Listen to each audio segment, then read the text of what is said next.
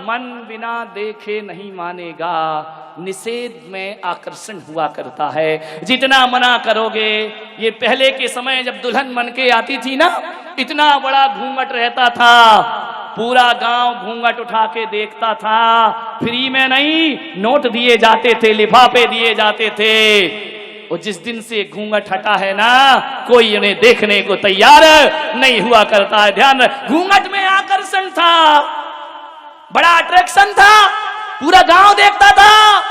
अब काय का घूंघट, काय का घूंघट। विचार करिए, अब तो ससुर जी को शर्म लगे तो वही रुमाल डाल दे। ध्यान रखें, घूंघट खत्म हो गया।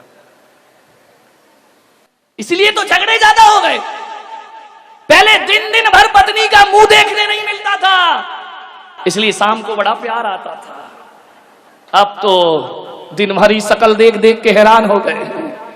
मान्यवर, इसलिए तलाक की तैयारियां जल्दी हो जाती है, शादी हो नहीं पाती है, सगाई होती है, मोबाइल का बिल बढ़ने लगता है। इन छोरों का देखो तो 1-1, 2-2 बजे रात तक लगे रहते हैं। अरे सारा प्यार मोबाइल में ही कर लोगे तो शादी के बाद क्या तलाक के पेपर लेके बैठोगे?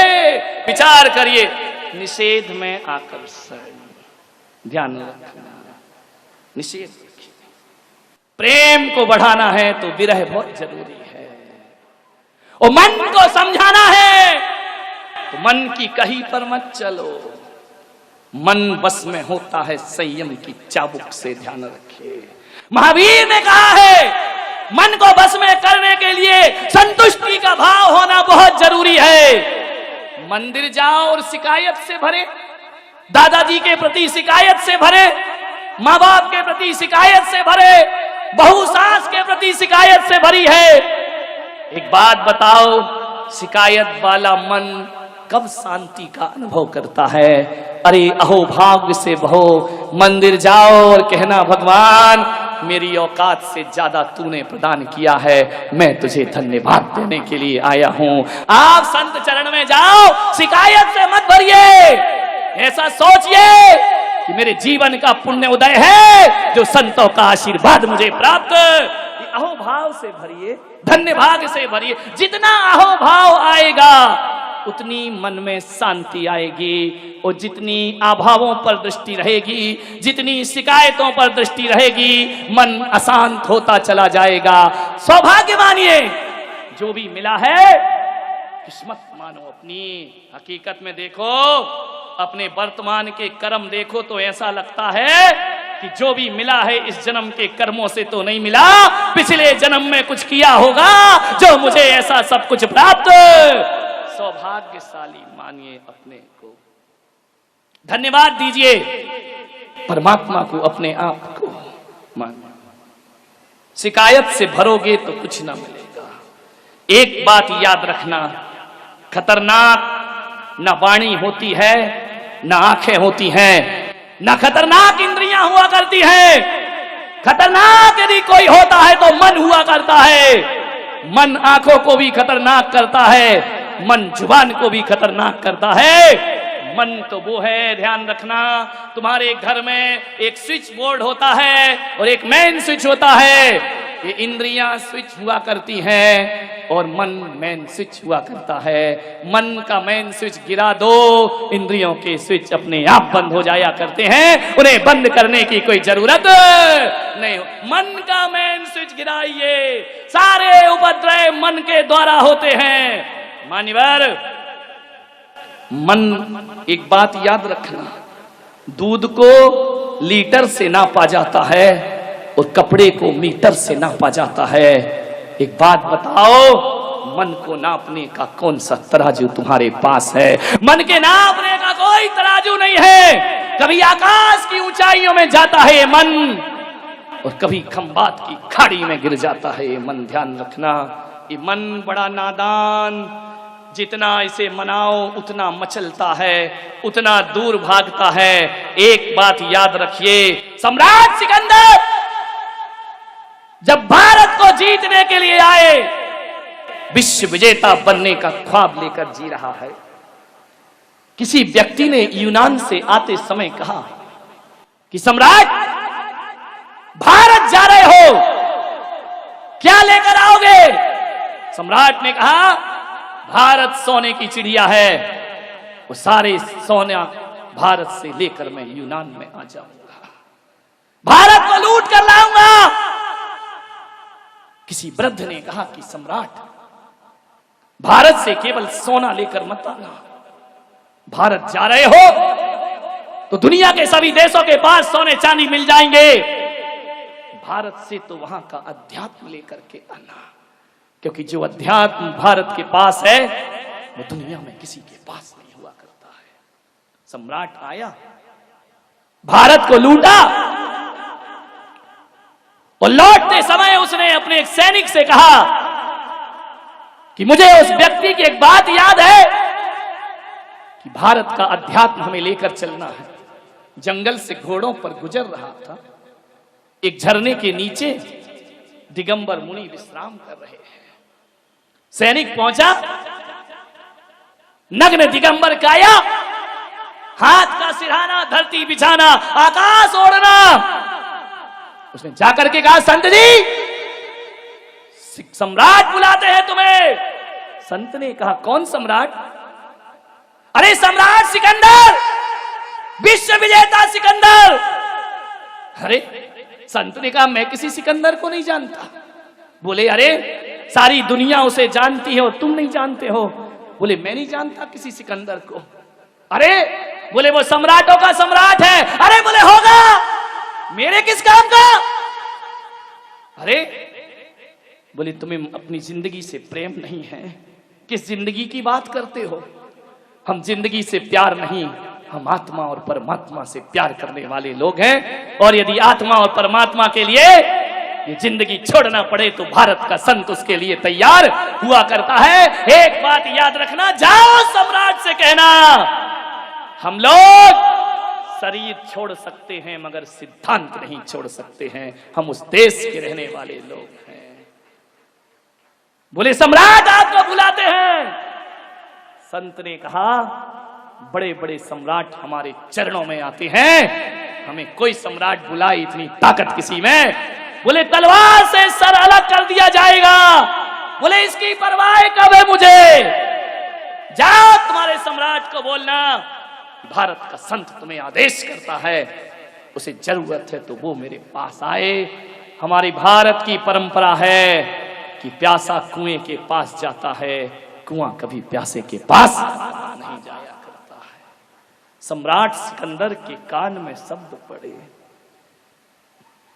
घोड़े पर बैठकर आए, रकाब पर पैर रखा हुआ है।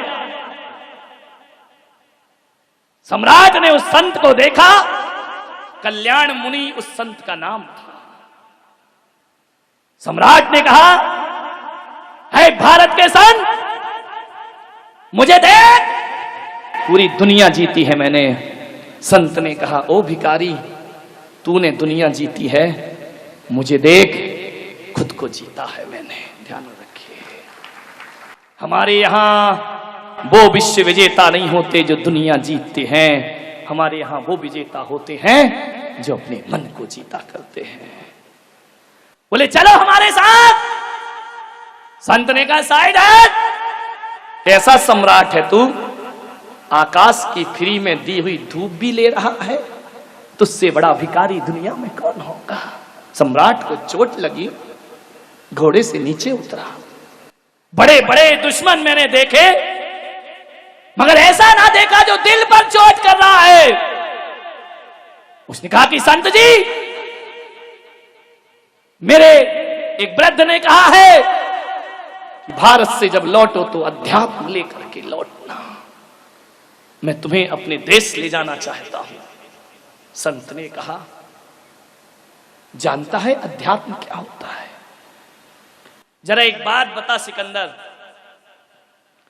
ये जो सारी दुनिया में लूट खसोट कर रहा है तू, ये सारी दुनिया को जो जीत रहा है, बोल इसके बाद तू क्या करेगा? बोले मैं पूरे विश्व को जीत लूंगा। सम्राट जरा ये बता तू करेगा क्या उसके बाद? बोले उसके बाद शांति से रहूंगा, शांति से जीऊंगा, शांति से खाऊंगा, शांति से पीऊंगा, पूरी दुनिया पर हुकूमत करूंगा, संत ने कहा, पागल, इतने से के लिए इतना बवंडर? बोले क्या मतलब? बोले शांति से जीने के लिए इतनी बड़ी अशांति क्यों करता है? बोले समझ नहीं पाया मैं। बोले पागल, शांति के लिए दुनिया नहीं जीती जाती, शांति के लिए तो खुद को जीता जाता है, मन को जीता जाता है। अरे सारी दुनिया जीत कर भी तू शांति नहीं पा सकेगा। आ मेरे पास बैठ, तो सारी दुनिया को ठुकरा के आत्मा की शांति को प्राप्त कर। एक बात याद रखना ग्वालियर वालों, तुम सोचते हो कि एक मकान बन जाएगा तो शांति मिलेगी, बीबी आएगी तो शांति मिलेगी, बच्चे होंगे तो शांति मिलेगी, दौलत कमाऊंगा तो शांति मिलेगी। सब कुछ तो करके देख लिया, मरते दम तक भी शांति ना मिली। मंदिर की शांति धाराओं ने भी शांति ना दी, शांति विधान ने भी अशांत ही बना करके रखा। मैं आपसे मेरा निवेदन है, एक बात गांठ बांध लीजिए कि शांति साधनों से नहीं मिला करती है, शांति तो परमात्मा की साधना से प्राप्त हुआ करती है। ध्यान रखिए, साधना चाहिए, साधनों से कभी शांति मिली है क्या? कहते हैं कि सम्राट सिकंदर कल्याण मुनि को यूनान ले गया जहाज के रास्ते से, और जब सम्राट सिकंदर दुनिया से गया, डॉक्टर आए, हकीम आए, वैद्य आए, सब घेर कर बैठे हैं। सम्राट सिकंदर से कल्याण मुनि ने कहा कि सिकंदर, अब तुम्हारे जीवन का समय खत्म हो चुका है। संत जी, एक दिन का जीवन दे दो। कल्याण मुनि ने कहा, हम कुछ नहीं कर सकते, इन हकीमों से कहो, हकीम जी एक दिन का जीवन दे दो मुझे, भीख मांग रहा है विश्व विजेता अपनी जिंदगी की। क्या मिलता है दौलत से, साधनों से? जिंदगी को तरस रही है एक आत्मा, मुझे एक दिन का जीवन दो, मैं तुम्हें आधा राज्य दे दूंगा। हकीम ने सिर झुकाया कि नहीं, हम असमर्थ हैं, हमें क्षमा करें सम्राट। डॉक्टर वैद्य से कहा, मैं तुम्हें पूरा राज दे दूंगा, तुम मुझे एक दिन का जीवन दे दो। वैद्य ने कहा, एक दिन तो बहुत बड़ी बात है सम्राट, हम तुम्हें एक घंटे की सांस भी नहीं दे सकते हैं, एक मिनट की सांस भी हम तुम्हें प्रदान नहीं कर सकते हैं। कोई मुझे जीवन नहीं दे सकता है, तो फिर मैंने ये दुनिया क्यों जीती है? क्यों तलवार की धार से हजारों का बेगुनाहों का खून बहाया? आज सम्राट को पता चलता है, वह इतना कहता है, फिर एक काम करो, जीवन नहीं दे सकते कोई बात नहीं, ही काम कर देना कि सम्राट तो मरते समय समझ रहा है ये दुनिया जीते जी समझ जाए, जब मेरा जनाजा उठे मेरे दोनों हाथ ताबूत से बाहर निकाल देना। बोले इससे क्या होगा? बोले ताकि ये दुनिया समझ ले, जान ले कि आया था जब सिकंदर हौसले तो वाली थे, और जब गया था दुनिया से दोनों हाथ खाली थे। किस लिए जीवन आसान थे हमारा? सामान 100 बरस का, पल की खबर नहीं, मन की शांति को भंग कर दिया। मान्यवर, एक संत किसी गृहस्थ के घर रात रुका, काले कपड़े पहना था। गृहस्थ ने पूछा, मैंने भगवा संत तो देखे हैं, पीतांबर संत देखे हैं, श्वेत वस्त्र वाले संत देखे हैं, निर्वस्त्र संत देखे हैं, तू कैसा काले कपड़े पहन करके घूम रहा है? उसने कहा, ये मेरे शोक के कपड़े हैं। बोले किस बात का शोक है संत को? बोले मेरे क्रोध मान माया का अंत हो गया है, उसका मातम मनाते घूम रहा हूं मैं। बोले क्रोध मान माया का अंत हो गया? बोले हां, उसके मातम में मैंने ये मातमी कपड़े पहने हैं। तो गृहस्थ ने कहा अपने नौकर को, इस संत को धक्के मारो और बाहर निकाल दो, इसे अपमानित करके बाहर करिए। नौकर ने धक्के मारे, बाहर निकाला गया। संत ने कहा वापिस आ जाओ, गृहस्थ ने कहा वापिस आओ, फिर लौट कर आ गया। जैसे ही आया नौकर से कहा फिर धक्के मारो। कहते हैं 10 बार धक्के मारे, 10 बार बुलाया संत, फिर आया फिर गया, फिर आया फिर गया। सदग्रस्त ने कहा कि अब मैं कह सकता हूं कि तेरे क्रोध मान माया का अंत हो चुका है, तू महान संत है। मालूम है उसने क्या कहा? तूने 10 बार बुलाया, अंदर बुलाया, बाहर भेजा और मैं आ गया, मुझे गुस्सा नहीं आया, ये मैंने क्रोध जीता है। और तू कह रहा है महान संत है, तो मैं कोई महान संत नहीं हूं। अरे एक कुत्ते को भी 10 बार मारो और रोटी दिखाओ तो फिर जाता है और फिर लौट करके आ जाता है, फिर जाता है फिर लौट करके आ जाता है। अरे मैं बार बार आ गया तो कोई बड़ा काम नहीं किया, ये काम तो एक कुत्ता भी अपने जीवन में कर लिया करता है। इसमें कौन सा बड़ा काम कर दिया, इसमें कौन सा महान जीवन हो गया मेरा। मान्यवर, कुत्ते को दुत्कारो तो भागता है और कुत्ते को पुचकारो तो पास में आ जा। ऐसा ही मेरा जीवन है। तुमने धक्के मारे तो मैं चला गया और तुमने प्यार से बुलाया तो मैं लौट करके वापिस। ये होती है जीवन की शांति। मान्यवर, संत तुकाराम की पत्नी बड़ी झगड़ालू, इतनी झगड़ालू कि जब वो खाने को बैठे तो थाली फेंक दे उनके ऊपर। तुकाराम कुछ नहीं, चुपचाप शांति से भोजन करते जाएं। एक दिन इतनी गुस्से में आई कि ठंडी के दिनों में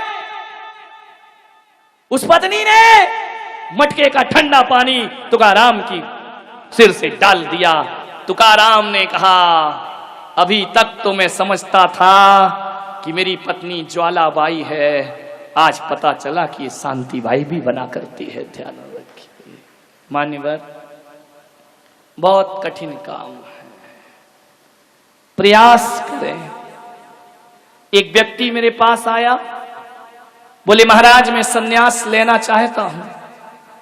तो मैंने कहा देर किस बात की है, अब तू सोच क्या रहा है, इतने अच्छे भाव बने हैं, चल साथ में। बोले महाराज जब तक प्रवचन सुनो लगता है सब छोड़ो। तो मैंने कहा बस उसी दिन छोड़ दे। बोले मन तो बहुत है कि मैं सन्यास ले लूं। तो मैंने कहा ले क्यों नहीं रहा है, मन को देखो कितना चंचल है। बोले महाराज आज जब मैं घर से आ रहा था पत्नी ने 3 बार हाथ पकड़ा, तुम सन्यास मत ले लेना, मैं मना कर रही हूं तुमको, महाराज के पास खूब जाओ लेकिन महाराज के साथ मत जाओ, ध्यान रखना। बोले महाराज मेरी इच्छा बहुत है, पत्नी राजी नहीं है, वो रोकती है। और एक दिन आपने अपने प्रवचन में कहा था कि किसी का दिल दुखाना पाप है, तो किसी से बड़ी तो मेरी पत्नी है, ये सोच करके मैं नहीं ले पा रहा हूं कि मैं उसका दिल कैसे दुखाऊं, क्योंकि आपने कहा दिल दुखाना हिंसा है, दिल दुखाना पाप है, मैं ऐसा पाप कैसे कमा सकता हूं, लेकिन मन बहुत है। वाह रे बेईमान आदमी। मैंने कहा सन्यास तो रख तू एक तरफ, सन्यास की बातें तो अपन बाद में करेंगे, जरा एक बात बता, तेरी पत्नी और कौन कौन सी बातों से राजी नहीं होती है? सन्यास से तो राजी नहीं है, चल मैं मानता हूं, और कौन सी बातें हैं जिनसे तेरी पत्नी खिलाफ है? बोले ऐसी तो कई बातें हैं। मैंने कहा फिर भी? बोले वो कहती है सिगरेट मत पियो, वो कहती है फिल्म देखने मत जाओ, वो कहती है दिन भर किताबें मत पढ़ो, वो कहती है यार दोस्तों के साथ ज्यादा देर रात तक वापस ना लौटो। तो मैंने कहा बोल तेरी सिगरेट छूट गई?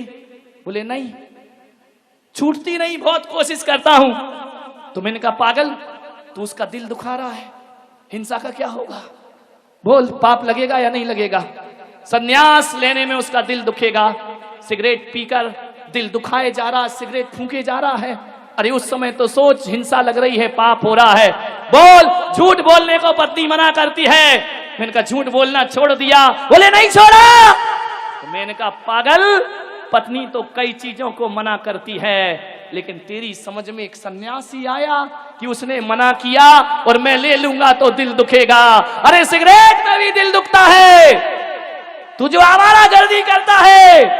विचार, ये मन की चालाकियां तो देखो, कैसे सन्मार्ग से बचाता है अपने आप को। मैंने कहा केवल सन्यास का दुख नहीं देना चाहता तू, बाकी सारे दुख उसके हवाले तूने कर रखे हैं। अरे सोच तो, विचार तो कर, मन बड़ा चंचल है, सन्मार्ग से पीछे जाता है, सन्मार्ग से घसीटता है हमें। कितने तर्क निकाल लेता है मन, विचार करिए।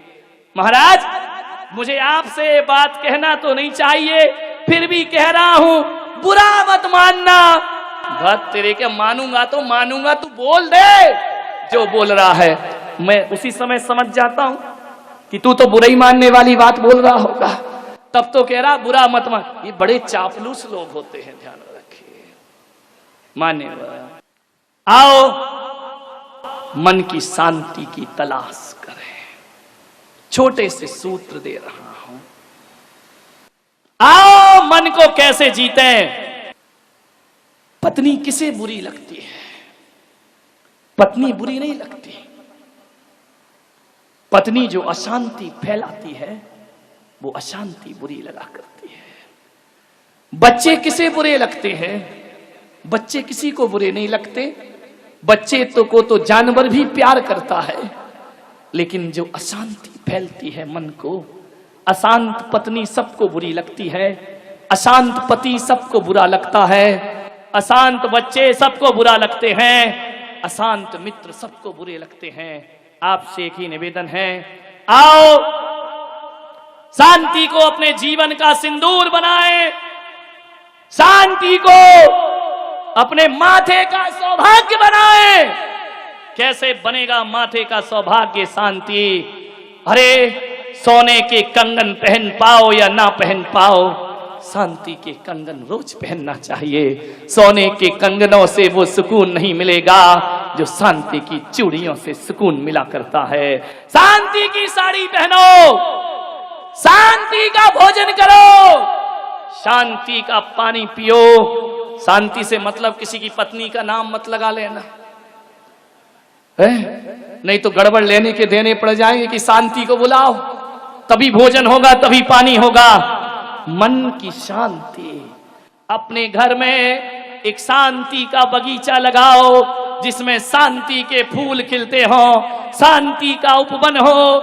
ऐसा मकान बनाओ जिसकी छत शांति से ढली हो, ऐसा दीवार बनाओ शांति से शांति की ईंटों को जोड़ करके दीवार बनाई गई हो। मान्यवर, हर जगह शांति, शांति की सीमेंट का अनुभव करो।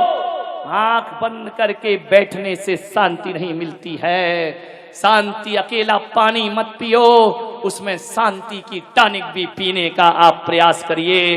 अकेला भोजन मत करिए, उसमें शांति के ग्रास भी बनाने का प्रयास करिए। मान्यवर, हर जगह सुबह से शाम तक जब बोलो तो शांति से बोलो, सोचो तो शांति से सोचो, गाओ तो शांति से गाओ, चलो तो शांति से चलो, बैठो तो शांति से बैठो, सो तो शांति से सो। पलकें बंद करो तो इतनी जबरदस्त बंद मत करिए, ऐसे बंद करो जैसे खिड़की के पर्दे गिराए जाते हैं। वह नींद तुम्हारी थकान उतार देगी।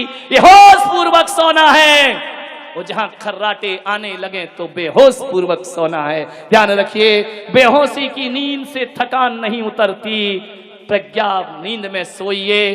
ध्यान रखिए, योग निद्रा जिसे कहा जाता है, पलकें बंद करो और ऐसा लगे कि शांति के वन में मेरा प्रवेश हो चुका है। सांसें ऐसे लो, बड़ी शांति के साथ सांसों को लेने का प्रयास करिए। सुबह से शाम तक, उठते बैठते तक शांति के लिए कोई शांति मंत्र जपने की जरूरत नहीं।